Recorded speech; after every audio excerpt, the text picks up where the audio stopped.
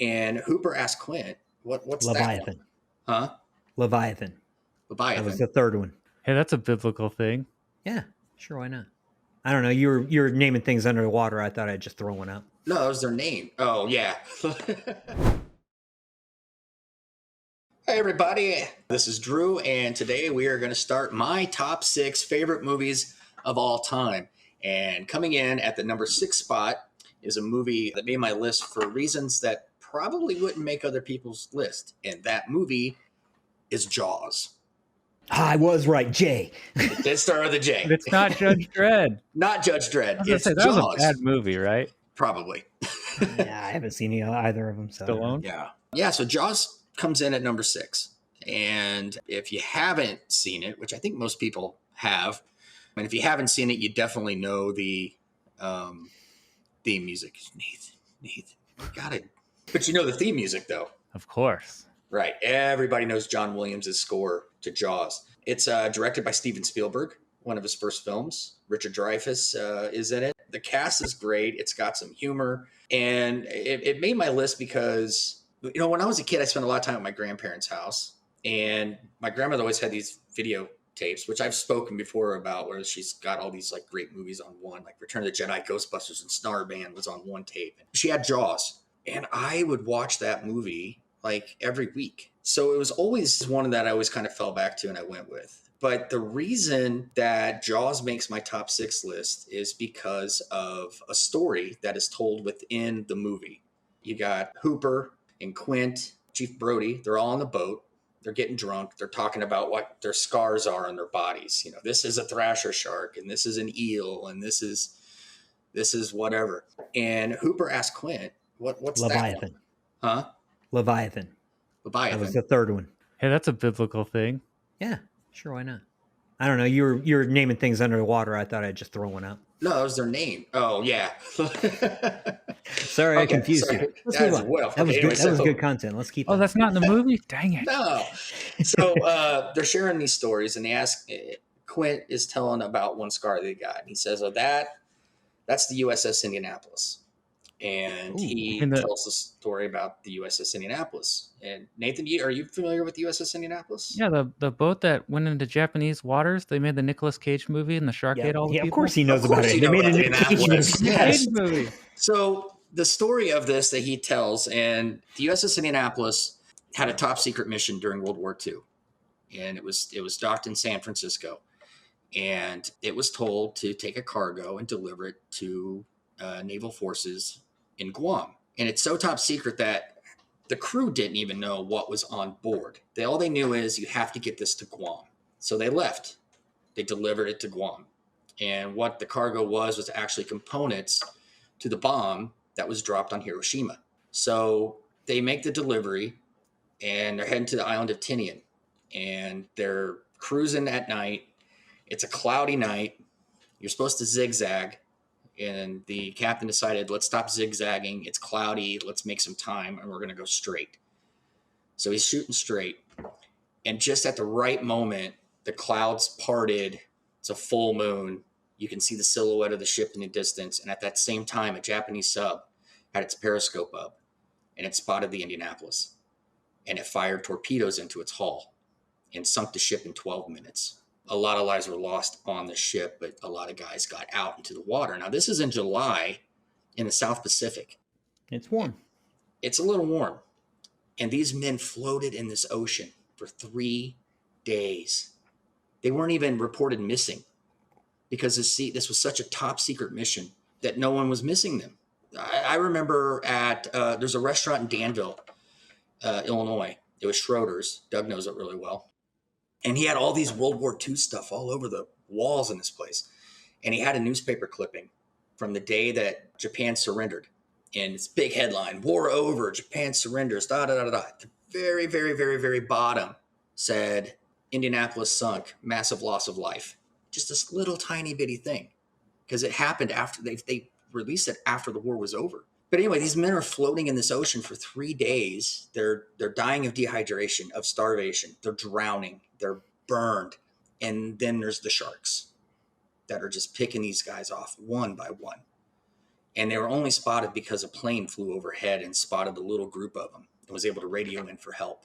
Those men were rescued. Those men were rescued. There was 1,198 men aboard that ship, and only 316 survived. And hearing him tell this story is just it's just kind of a change in direction of this movie.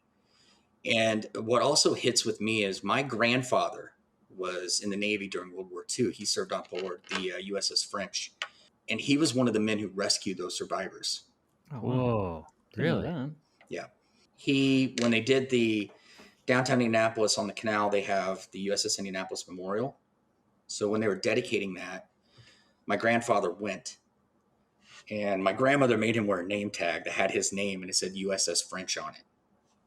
So he's at the convention center, and he's walking around, and there's survivors from the Indianapolis there, and they're seeing my grandfather, and they're coming up to him, and they're hugging him, and they're thanking him for saving this guy's life. And he might not have been a guy that my grandfather pulled out, but the fact that they saw the French, and I mean, it just makes me really proud. I'm trying not to lose it right now. I know you're about to, and you have all the right to. This is it just makes me really proud to know like my grandfather was a hero to those men. And I think any service member is a hero anyway, 100%. But the fact that, I finally got my grandfather to open up about it. And he talked to me about how he had to identify bodies. He had to do burials at sea. And then the ones that they were survived, they had to get them to a hospital and get them. So just seeing the reaction that those men had to my grandfather and the way that they were hugging him and just saying, they were saying, thank you, thank you, thank you, thank you, thank you. And it just, from that point on, that movie just takes that one whole section just takes a completely different meaning for me. And I love the movie anyway, but just that one scene, it just gets me now that I think about it. And I just try to think like, what was it like? I've actually met an Indianapolis survivor too. And I didn't ask him about it. I just saw he had the hat, and I asked if you were aboard. Were you on the Indianapolis? And he says I was. And I didn't know what to say to him after that. It's like, but I'm just trying to picture this man floating in the Pacific for 3 days, not knowing what's going to happen to you. It's terrifying. But anyway, so just a situation like that. Yeah, I would think I would just ask that guy, can I just hang out with you forever? I just shook his I just hand. want to see how you live your life, because if I'm ever stranded at sea, I want to be able to swim around for 3 days around sharks and not die and survive. Yeah. Seriously, I want to learn that. That's amazing. Yeah. I've known the story, and I remember the story from the movie, and but yeah, you don't think about it as much. And sticking with the movie, I'm going to say that's the only. Truthfully, I stopped watching when the shark attacks because and again, I get it. It came out in the 70s and everything like that. And it probably looked great back then. I remember watching it as a kid, and I was just like, that's all right. But yeah, I guess I love that movie because of the story and the dialogue.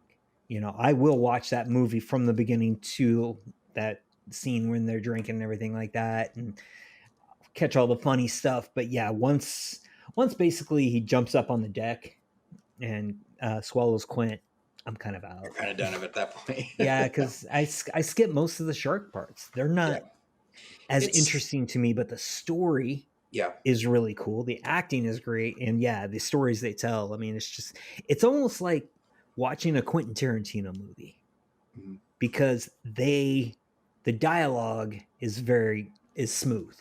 Yeah. Especially for a movie that came out in the 70s. Yeah. If any of the cinephiles out there, you watch older movies, and unless they're singing like old Bing Crosby movies, they're a little bit stiff.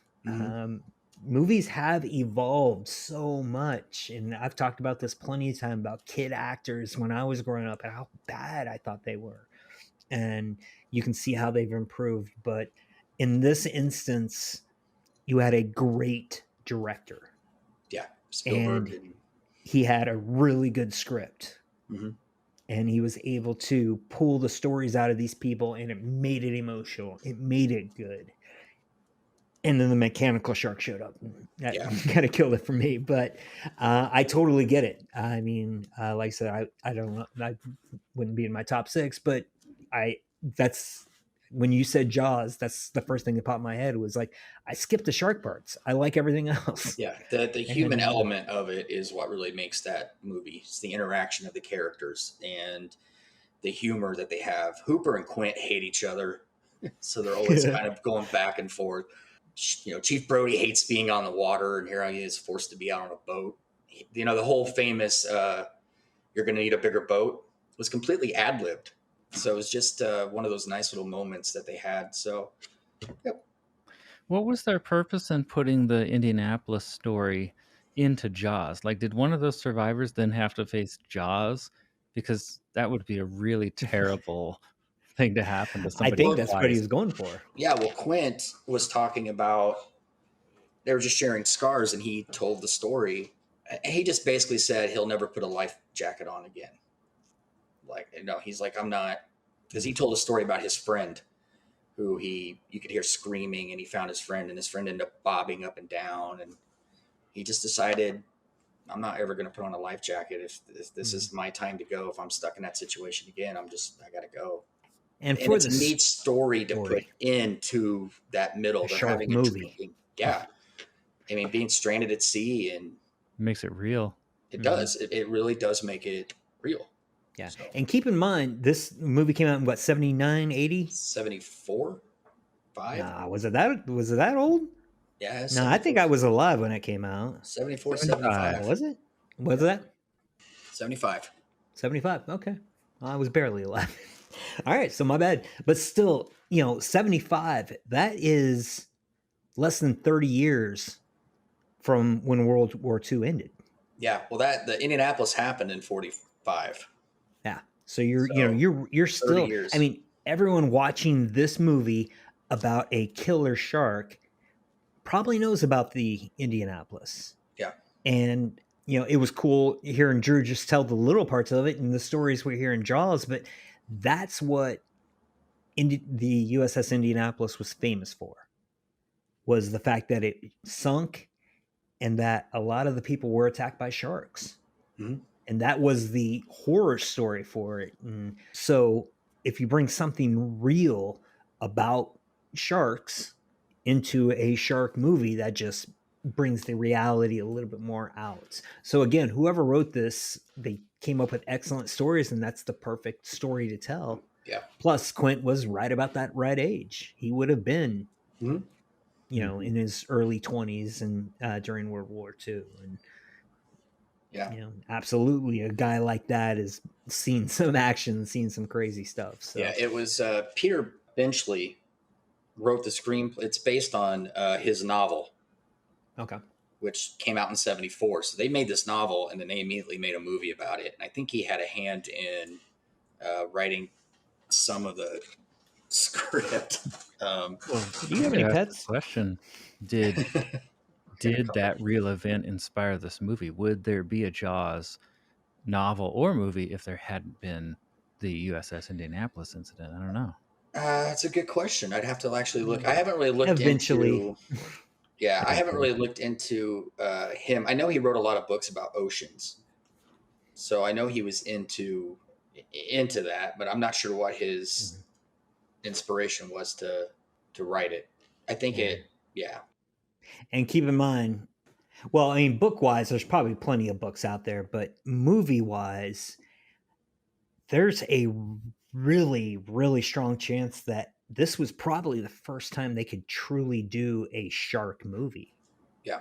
Because thinking about special effects, I mean, you go back to Plan 9 from Outer Space when Lugosi had to jump onto that octopus and just move it around himself. I mean, those were special effects back then. Yeah. I mean, I guess that thing had a little motor in it that would make it move, but there's no way they could show a shark coming out of the water. I mean, unless you said, footage of a shark. The shark parts that I watched as a kid, I skipped because it was like, oh God, Well, actually, doesn't look that great. And I didn't think it looked that great. the best Looking back, shark parts are the ones where you don't see the shark and you just see the fin. yeah. It's like that, and that's one of the first major like summer blockbuster movies, and that was the most terrifying part of it. And Spielberg said, "I don't want to show the shark until the very end of the movie anyway, because I want to keep that surprise." So just hearing that music, a lot of times you just hear the music, you don't even see a fin, and that's enough to make you tense up. And I also think it's one of the reasons why I don't want to go in the ocean. I don't like swimming in lakes anymore either. Lakes, ponds, nothing. I don't know what's down there. So, what did you see in this film that grabbed you from a spiritual perspective? What kind of spiritual themes are in here? It kind of reminded me of some of the, like, you're overcoming some really major obstacles. There's a little bit of greed going on in this. There's the mayor of this town. It's happening right around the 4th of July. He is determined to keep beaches open because this town depends on the money that comes in at the 4th of July, and I'm not closing beaches. And everyone's telling him, you've got to close this down. This is not safe. Richard Dreyfuss has one of my most favorite movie lines ever, which I think I have to censor for this podcast, but he says, you have a problem here, and I think you're going to continue. I think you're going to have this particular problem. You're going to continue to ignore this particular problem until it swims up behind you and bites you in the. So he just would not listen. Right. He just would not listen. And the mayor keeps the beaches open. And of course, a dog gets eaten and another guy gets eaten. And so it's just a lot of greed. And it took something like that for him to actually realize that, okay, yeah, it hit close to home because his son was on that beach that day. And now all of a sudden, oh yeah, okay, it's dangerous. We got to close the beaches up. So there's a lot of that going on with this kind of slimy mayor guy who's just looking out for himself and not the best interest of the town. Interesting. Another one, good one would be the leadership. I mean, no matter what, faith-based or not, whether it be 2 people or 100 people, it's nice to have somebody who's willing to step up in a time of danger, in a time of crisis. And that's what Brody does. He's the sheriff, and he doesn't like the water, and he doesn't like the mayor. And the mayor's like, you need to go out onto the water. And it's like, oh no. But he does it. And he risks his life to, do his job, keep people protected, and blow up the shark. Mm-hmm. And the fact that he has that love for his community, of course, his family's there. The shark needs to be gone. So, he's willing to do that. Now, come forward to now, he would be tweeted off the planet because he's killing sharks. So you can't make that movie today. No. Unless Jason Statham's in it and it's a shark the size of Manhattan. Right. But really, yeah, it's a cool story about, and all 3 of these guys, I mean, they know what they have to do. And although they're going out thinking, this won't be too hard, it's still, it's not easy. Mm-hmm. It's dangerous no matter what. Yeah. A shark that's 10 feet long or a shark that's 40 feet long will do some damage to anybody. So yeah, it's a really good one. And Chief Brody is, he's a mainlander. He's from New York, and he's got this job on Amity Island, and he hates this ocean and he hates the sea. And I can't remember who said it. I think Hooper said it to him, like, got to be hard to be a sheriff if you hate the sea. Why are you out here, being on an island? And he said, it's only an island if you look at it from the ocean. So that's like his mindset is just, I'm on land, I'm okay. Yeah. It's only an island if you look at it from the ocean. So I thought that was a cool line. Now, something I was going to ask you, Drew, because I heard this, it just popped in my mind. I've heard this years ago, somebody else talking about this movie, and I thought this was cool, but I've never really looked into it. But what was one thing that really grabbed people was this was one of the first movies that opened and didn't introduce a character, didn't introduce the main plot unless you count the shark. Because in most movies up until then, it starts off with credits playing and this and that, and all of a sudden here comes the protagonist. Oh, hi, I'm here at work, or I'm at school, or I'm wherever I need to be. And that's not how this movie started off. It started off with a couple skinny Yeah. dipping. There's no nudity, so anyone wanting to There's no watch it, don't names worry about it. given. You don't know their names. You Yeah. don't know anything. It's two people in the water, and all of a sudden this girl is just sitting there, and all of a sudden, what's that? She gets pulled under, comes back up, and then just violently back and forth. And I mean, the movie started running from the third minute and Oh yeah. just and immediately terrified everyone. Yeah. And it was one of the first things, even like with one of my top movies, The Exorcist, one of a great horror movie. It didn't start off with anything like that. It was just like, oh, we're here in Georgetown, and oh, there's a nice family, and oh, she's making movies, and oh, she's playing with the Ouija board. Oh, it's like, well, what? Yeah, you just kind of build into it. This one Yeah. just went right This at movie it. hit, and I'm not saying it was the first one. I'm just saying I heard, if it wasn't the first one, it might have been one of the first ones to really do something different. I wouldn't be surprised if that was one of the first ones to start off that way, where it's just, here's two characters that we're not even going to introduce to you, but we're just going to show you this is what this movie's going to be like. And yeah. Genius.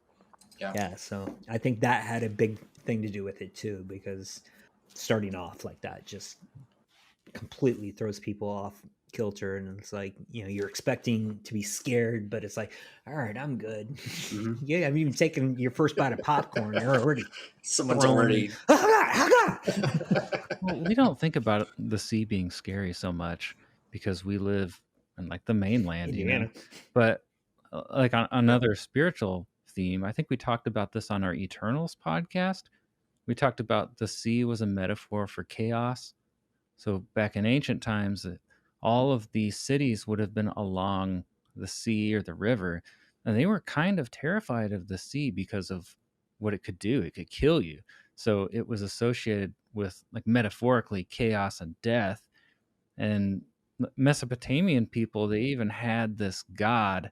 It was basically a symbolic representation of chaos and death and the sea, like wrapped up in one. It was Tiamat. You remember the god that was being born in Eternals? Yep. That was like their embodiment of their fear of the sea and how it could kill you. And I get think it. that's interesting because land was safety to them. Like in the biblical period in the Old Testament, land represented safety, and that's why God, the Garden of Eden was on a mountain. And then the opposite of that is the sea, where all the sharks are and the things that can eat you. Yes. So, I have to agree that I don't believe that people belong in the ocean. If God wanted me to be in the ocean, he would have given me gills. no more mermaids. I'll tell a quick story. I've always grown up thinking I've got to be the guy who's not scared. And I failed as a kid, ran into my parents' bedroom, slept, and all that. But still, as I grew up, I was going to be the guy who was not going to be scared. I was going to try and eat the goat's head. I was going to jump out of the plane. I was going to bungee jump. I was going to do this. And I never had a problem with the ocean. I've been in the ocean multiple times. I lived in Florida for 4 years. And for most of those 4 years, actually all of those 4 years I was in Florida, we hit the ocean all the time and we were fine. I think I know this story. Yeah, I told you this, yeah. But there was one trip. I worked for a real estate company and we sold in the Bahamas. So I'd go to the Bahamas a lot. And I was there with just a couple people, and one of the locals said, "Hey, do you want to go scuba diving?" And it's way past that time now, but anyway, you're supposed to be certified when you go scuba diving. We weren't, so we just went. Anyway, on Grand Bahama Island, there are what are called the flats, and it's like 2 to 3 feet of water at most going out for yards, and there's a lot of bonefish down there, which is more of a sport. You don't eat the bonefish because they're bone, but anyway, it goes out for a while and then it drops a little bit further, but then there's a point where the floor just stops and goes straight down, and that's where we scuba dive. Now again, I'm just going around, I'm looking around, I'm seeing some stuff, and I'm like, this is cool. I swam over to the edge where another guy was, and I looked over, and I can't explain it with words, but I've never been in the ocean past my waist since. I think I've been in the ocean twice. I'm terrified of the ocean just for looking at that blackness in the bottom of the ocean, because I don't know how deep that went down, but basically I know there's stuff down there that can eat me that we've never seen before. And it's looking up at me, and I can't see it, but it can see me because there's sun up here. And I immediately just kind of swam around, swam back to the boat, got out, did not get back in. Something flipped a switch in my head, and I was terrified, and I didn't care who knew it. And to this day, I will do anything I can, or that I'm scared of. I want to try it, but That's I'm done it. with the ocean. Yeah. I am done with the ocean, because that is, in local news. Come on. Yeah. That's another reason why. Titanic sub. Yeah, it's just no. I am deathly afraid of the ocean. I like sitting on the beach to and that listening to the ocean. I will not go in it. Yeah. Not even like my feet don't even go in it. Oh, yeah. I'll get in it, like I said, waist I had a deep. jellyfish get wrapped around my foot standing on the beach Ooh. in Miami. So I don't even I don't even go that close. Yeah, you just pee on it, it'll be fun. What you were describing when you looked down and you saw darkness, that's why Old Testament people called that the abyss. I believe it, man, because that's what it was. And like I said, I can't explain what it was, because literally 5 seconds earlier, I was having a blast. I was like, I need to get certified so I can do this. One of my bosses was like he wasn't professional, but he scuba dived enough where he had like the professional tag or whatever. And he would scuba dive inside the Bahamian island, because Grand Bahama Island is like Swiss cheese. And he would basically just walk to the middle of the island where there's this big hole of water and jump down there, and then just go through caves and then pop out on the other side of the island or in the ocean or something like that. And I'm like, that might be interesting. If there's enough light and everything like that. As soon as I looked at that pitch blackness, I haven't thought of it since. I wanted to learn more about scuba diving, and 5 seconds later, I said, I will never go underwater in the ocean again. That's what that did to me. Yeah. And I've never had anything like that happen. I've never been that frightened. I was worried that I was going to start hyperventilating or have a heart attack. I don't know. I was fat at the time, so it's a chance. Yeah, it was just, it was so weird. So it's interesting, because I'm curious if I watched Jaws for the first time now, if it would have a different effect on me. It might. As a kid, it's just like, it's water. People surf. I want to go to the ocean, So it didn't really bother me. But if I watch Jaws for the first time now, it might have a serious effect on me. Yeah. Yeah. It could be a very terrifying movie. Yeah, that's number 6 on my list. I think we talked more about us than the movie. Number I think 5 so too. That's all right. It was good. Yeah. Check it out. Yeah, I recommend. Nathan, you should watch it. Nathan, you need to watch it. Yes. Are you going to give him hints to what the next one is? Yeah. This next one is a classic. I think that it's probably one. It's going to be considered probably one of the greatest films ever made, and that's not my opinion. And it's kind of a war movie in a way, but not really. Star Wars? Nope. No. That's going to be. I guess you're just going to have to tune into the next video to find out. Yes. All right. Well, thank you guys for listening. If you like this, hit subscribe, turn on notifications, and we are actually going to be releasing a new release soon. We're going to be covering Insidious: The Red Door over the 4th of July week. We're going to release that podcast, we think, on July 10th. So we are actually all going to be in the same place for that review. We are all going to Michigan. Yeah, it'll be our first podcast together in person. So that's going to be awesome. We're going to be in beach land. Hey, there's going to be water there. We can I will go not be in it. water. We can It's show the you the lake. abyss again. Oh, It's no a sharks in lake. there. It's also 40 degrees water. Yeah, I'm not you won't getting be in in it. because of that. It's We've freezing. done it before. All right, I well, did. guys, And we'll get some behind the scenes stuff on this too. We may actually see us go into the movie. See Doug eat popcorn. Ooh, and we'll find out if cool. the red door Amazing. is actually scary or not. So Yeah. we'll see Insidious, the red door. Yeah, go see it and then listen to our podcast and you'll hear our thoughts on it and the spiritual themes, which the horror movies are actually really good at loading up on spiritual themes. So those are always fun. So looking forward to that. We'll see you Should be guys soon. fun. We'll see you guys in a couple days. Yep.